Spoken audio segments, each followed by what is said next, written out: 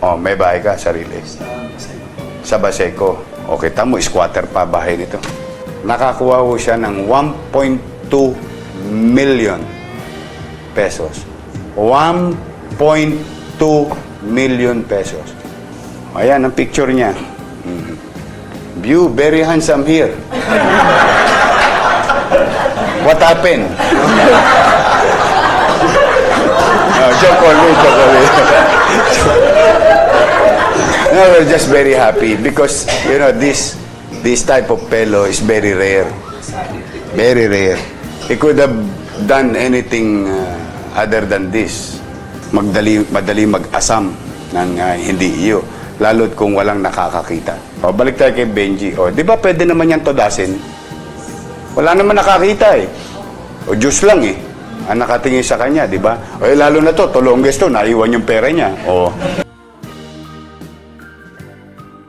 Ito po, sidecar boy. Dito na nga lang ako sa Tagalog. Si Benji Ordanza, isang pedicab driver. Nakakuha ho siya ng 1.2 million pesos. 1.2 million pesos. Alam nyo ba, yung 1.2 million... Benji, may bahay ka na? Oh, may bahay ka, sarili. Sa Baseco. Okay, tamo, squatter pa bahay nito. Oh, di ba?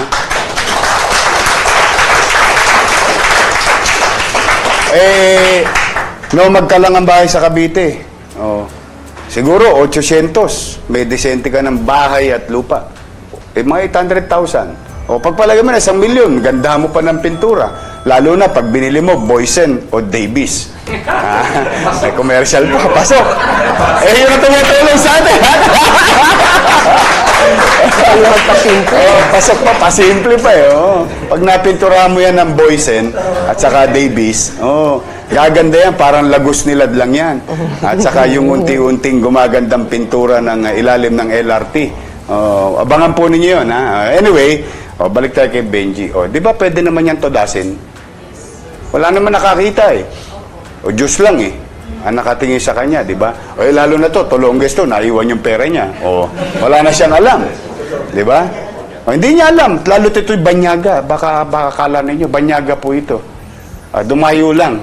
And I told him that he's very lucky it happened in Manila. Di ba? I'm proud of it. No? Hindi dahil sa hindi mangyayaring kagandahan loob sa Pasay o sa Parañaque o kung saan man lugar. Hindi. I'm just proud of it being Manileño. Bakit?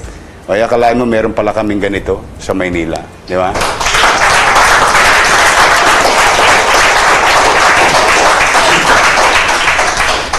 Tingnan ninyo. Walang resibo.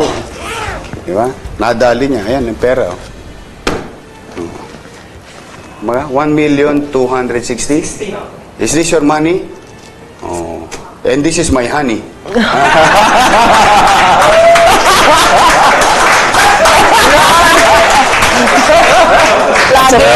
Pasok pa rin. Pasok pa rin. 500,000. 200,000. This is not drug money, ha? Yan, ha? De 1.2. Siya lumapit kay Kunsehal Awisia.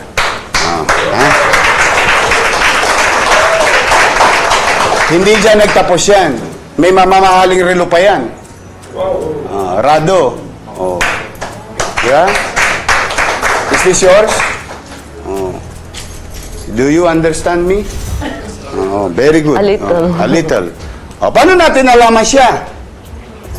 Tama? Kailangan, siyempre, may patunay. May patotoo. Ha? Hindi. Mas matindi. Ito, passport niya.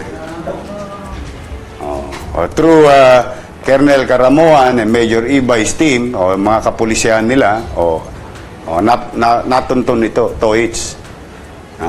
Ayan. What's your name? Ha? My English name is Tang Dawa. But Chinese name? Chang Li. Changli. Yes. Changli nga, Ayan, ang picture niya. View, very handsome here. happened? Joke only, joke only. No, we're just very happy because, you know, this type of fellow is very rare. Very rare. He could have done anything other than this. It's literally very rare nowadays, especially sa hirap ng buhay ng tao, madali mag-asam ng hindi iyo, lalo't kung walang nakakakita. Kaya sana mabasa ka ng ulan. No. Dumami ka pa.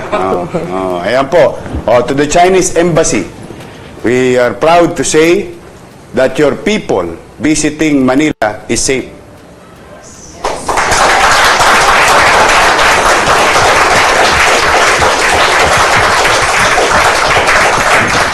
And hopefully, through the effort of General Balba and his men, in this case, Colonel Caramoan and his team, Major Ibay and his team, we continue to protect those people who is going to visit the city of Manila, whether they are Chinese or other nationals, and particularly those people who will visit the city of Manila on a regular day, about 1.2 million of them.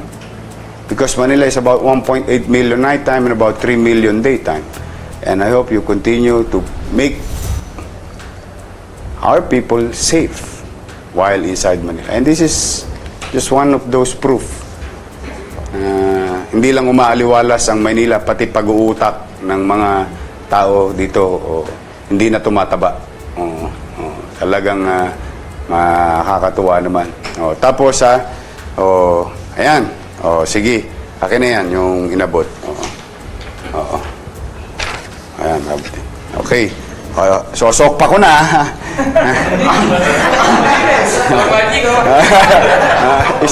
Isosok. Alam mo, nung araw, natutulunggis kami sa Divisoria. Alam niyo ba yung bilang ng ipit? Ipit, kala mo, kompleto, ang bilis, nyanyanga, ayan, kwentas claras, sosok pa ko lang, ayan, todits, alaws, sa laki na yun lang ako magaling sa atras. Okay. I'm just happy, no, mga kababayan. Sana ito, tularan sa buong Pilipinas. Ayan.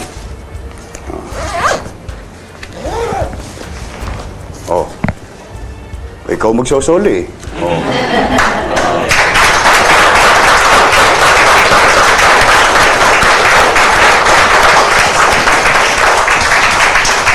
Okay. Ito. Dahil sa kabutihan loob mo, kami ni Vice Mayor, naghati kami. May 100,000 ka.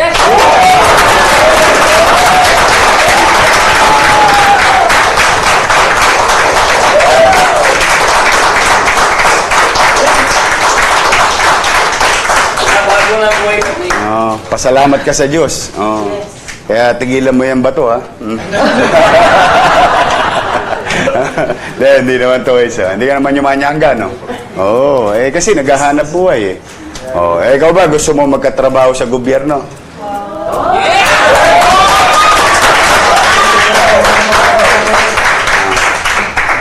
Sige. Simula ngayon, hahanap kita ng permanenteng trabaho.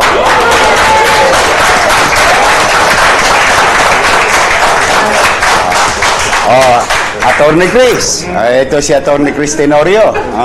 Ng Civil Registry. Daling kagad to kay Director Joe Quintos. Ihanap ng item. Yung maganda-ganda na item. Para mapapanatag ng pamilya niya. Dahil sa kabutihan loob mo, yan ang napapala mo. Yung 1.2 million, madaling tudasin. Ilang taong ka na?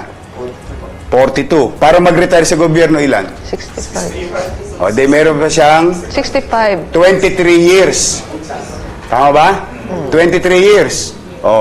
Walang-wala yung 1.2 million sa 23 years.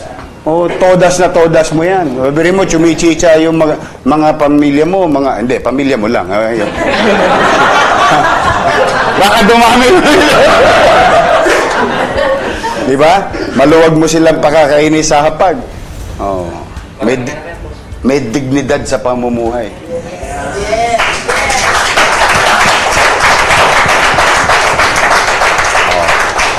Bigyan ng item to. Ha? Bigyan ng jacket yan. Ha? Kuha mo nga ako ng isang jacket dyan.